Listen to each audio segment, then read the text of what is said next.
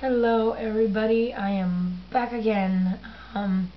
Still no voice, and now more so no voice. I think this weekend, as you can hear, it's hard to talk, but I can kind of lower it a little bit and do my best.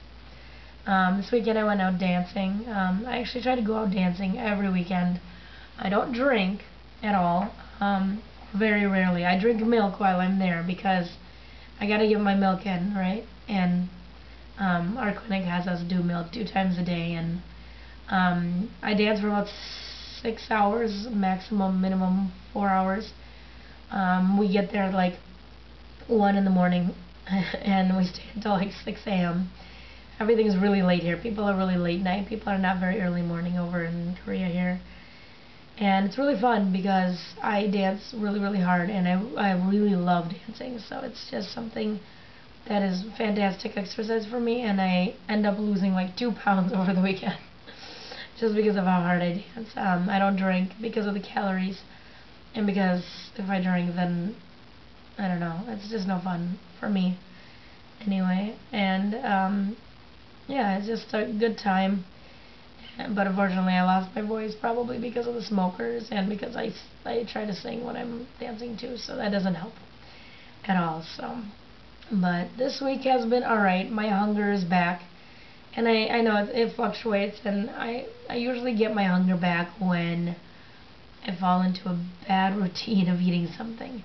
So right now, my new obsession is galbi. Galbi is Korean barbecue. It's usually pork, sometimes beef, and basically you sit down and you get 1 million side dishes of like kimchi and all their different little side dishes. And then in the middle is this the grill, and they bring the pork and they grill it and they cut it up and you eat it. It's delicious, absolutely delicious. Even though I don't do the spicy kind, but my portions are always more than a cup, and I push it, and I end up leaving the restaurant with with my stomach so tight that my port is pushing. I know when I've eaten too much is when my port is pushing. Like I can feel the pressure on my port, and I sit there and I rub it, and I try to apologize to my body for what I just did. And unfortunately, that's not enough.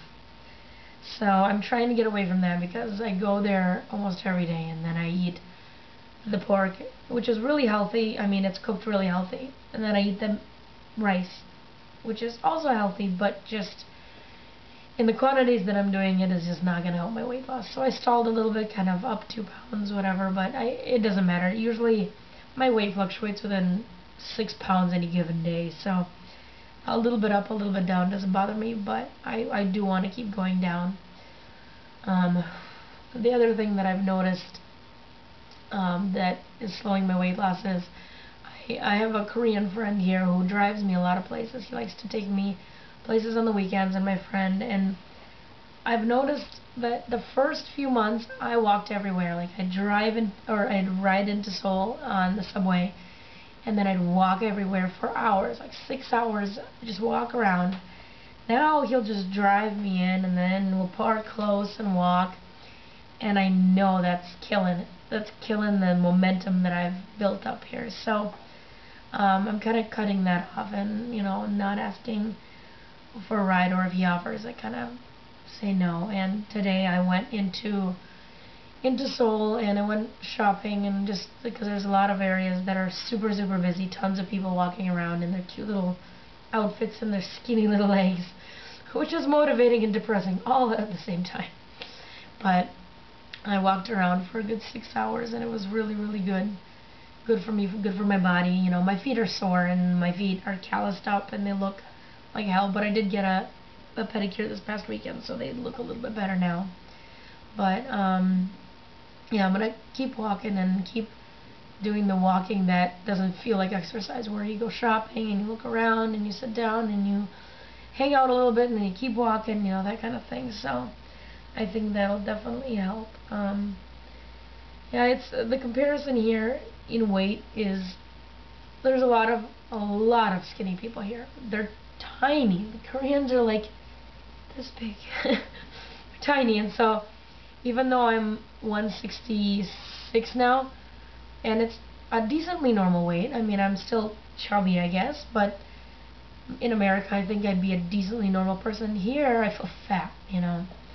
And I don't really let it get to me, but sometimes I look at them, and the trend here is you have your top kind of, I don't know, like they don't show their top. They don't have like low cut shirts, but then their legs, they'll wear like top, like really small shorts, this big, and so their legs will show, and they have nice legs, and they're thin, and they're about this size, you know. So I know that's pretty much never gonna happen for me, because I have a little skin here and there that, you know, it's not gonna be amazing with short shorts, but it doesn't really get me down. I try to have it motivate me. You know, when I see them, it just kind of motivates me a little bit more. But ever getting to their weight would be quite unrealistic for me, obviously. So, but obesity is kicking in here. I mean, I have seen some Koreans that are really big, to the point where I couldn't. If I were a doctor, I would advise them to get weight loss surgery, because they are big, you know.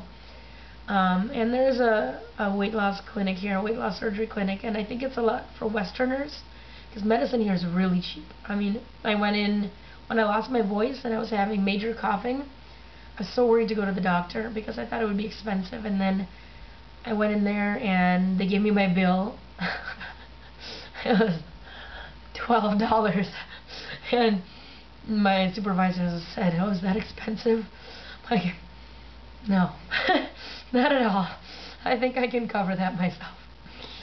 It was worth the $12 to get my throat looked at, and medicine, and all that kind of stuff. So it's not too bad, and I think the weight loss clinic is probably not horribly expensive. I don't know, but I hear it's really good. It's got doctors there that speak really good English, and if I need a fill, I'll definitely go there. I have somewhere in here, I have a needle. My clinic gave me a needle to bring with me here, so that they give the fill with the right needle. Apparently, I think there are 2 different kinds of needles you can do it with, so you gotta be careful with that. But yeah, it's nighttime for me. I'm tired. It's like 3 in the morning, and I have work tomorrow. But I wanted to catch up a little bit and tell you what's going on. I had a good week. I went swimming. They have like a kind of like a Disneyland type of place. It's not that big.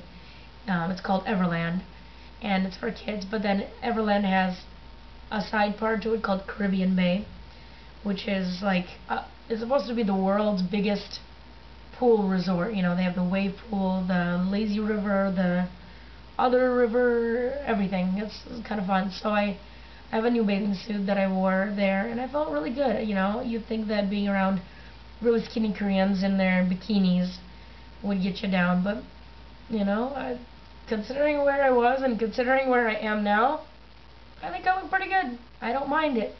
You know, I take a very easy approach to this. When I look at my body, I'm really proud. I've put tons and tons of effort into this body, so if it has imperfections, well, I can live with that.